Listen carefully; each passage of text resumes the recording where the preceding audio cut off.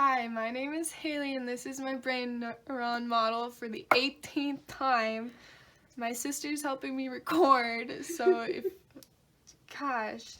Alright, so for my brain neuron, I wanted it to be something I could keep, so I made it out of string and beads instead of like candies and stuff. Although I think the candy ones are pretty sick.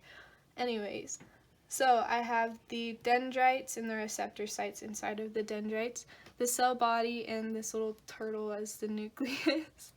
I tried to like fray the string more to make it look more like branches instead of just ends of string, which I thought looked kind of weird.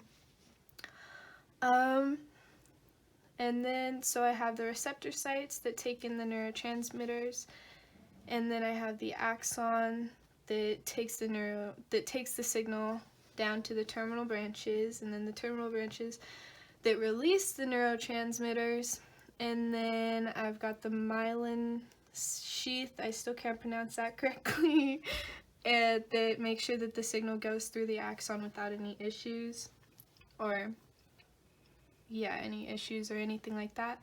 And then I have the synapse.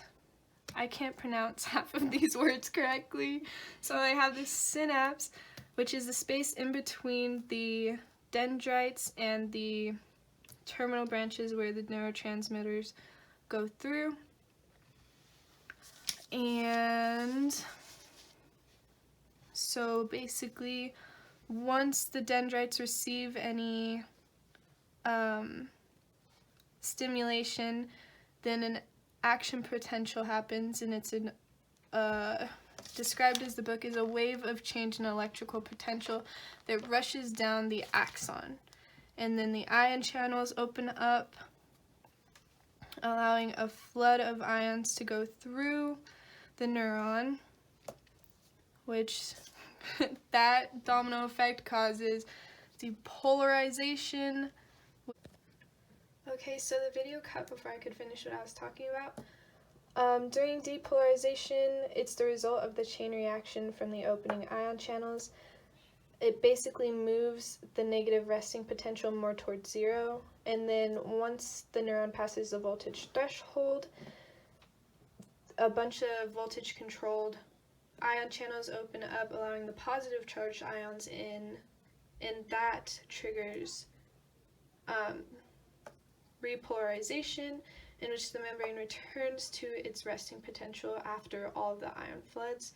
And then the refractory period is basically the recharging period for the neuron, in which it is impossible for the neuron to fire again. And I think this state lasts only a couple milliseconds, I believe, is what the book said. And then the neuron's ready to fire again and go through the whole process over again. So, there you go.